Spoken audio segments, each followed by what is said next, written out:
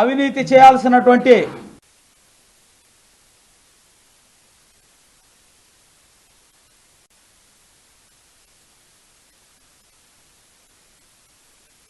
ఉంటారని నేను ప్లీజ్ అన్న అందరూ ఒకేసారి తీసేసుకున్నప్పుడు 1 to 1 ఇవ్వాలంటే కొంచెం ఇబ్బంది అన్న అర్థం చేసుకుంటారని అని అడుగుతున్నాను చెప్తున్నాను.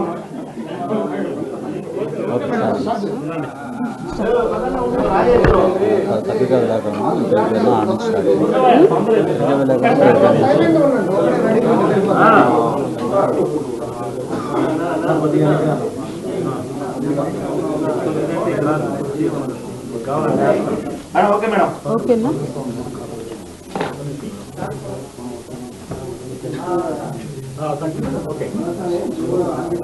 మీడియా సోదరులందరికీ కూడా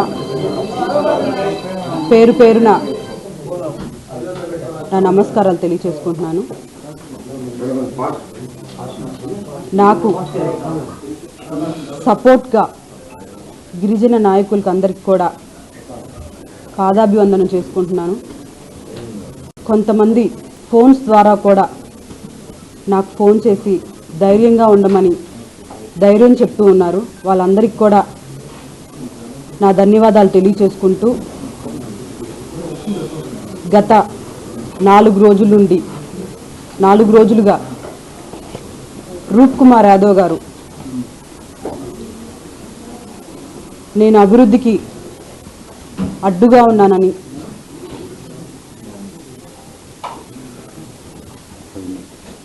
అవినీతి చేశానని మాట్లాడుతున్నారు. నా మీద ఇవన్నీ అనడం జరుగుతుంది. నేను అభివృద్ధికి అడ్డుగా ఉంటే ఎంతో గొప్పగా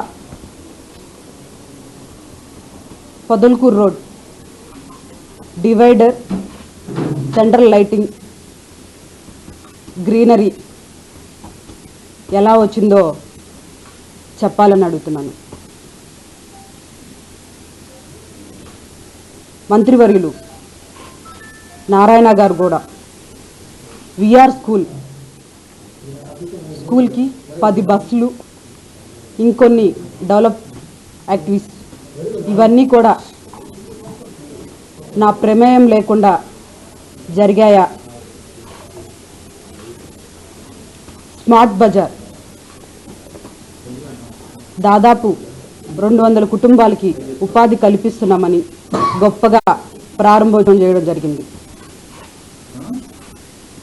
దానికి పర్మిషన్స్, శాంక్షన్స్ ఇవ్వకుండానే అవన్నీ జరిగాయని ఇలా చెప్పుకుంటూ పోతే ఎన్నో డెవలప్మెంట్ యాక్ట్, పార్కులు, రోడ్లు, ఇలా ఎన్నో డెవలప్మెంట్ యాక్ట్స్ జరిగాయి. రూప్ కుమార్ యాదవ్ గారు ఫైల్స్ ఆగుతున్నాయని కూడా చెప్పారు. నా దగ్గరికి ఫైలు ఎప్పుడొచ్చింది, అధికారులు తీసుకొచ్చి నాకు ఇచ్చిన డేట్, నా దగ్గర నుంచి వెళ్ళిన టైము 2 కూడా నా దగ్గర తీసుకొచ్చిన ఫైల్స్ ఉన్నాయి. నాకు ఎప్పుడు తీసుకొచ్చి ఇచ్చారు, మళ్ళీ నేను ఎప్పుడు వాళ్ళకి పంపించాను, డేటు, సైను, ఇది అధికారి సైన్, నా దగ్గర తీసుకొచ్చిన ఫైల్ తీసుకొచ్చినటువంటి అధికారి సైన్. రండి మీకు నేను చూపిస్తాను, నా దగ్గర ఫైల్స్ ఆగాయని చెప్తున్నారు. నా మీద అవిశ్వాసం తీర్మానం పెట్టిన సంతకాలు చేసినటువంటి కార్పొరేటర్ల మనస్సాక్షికే తెలుసు నేనంటే ఏంటో అని.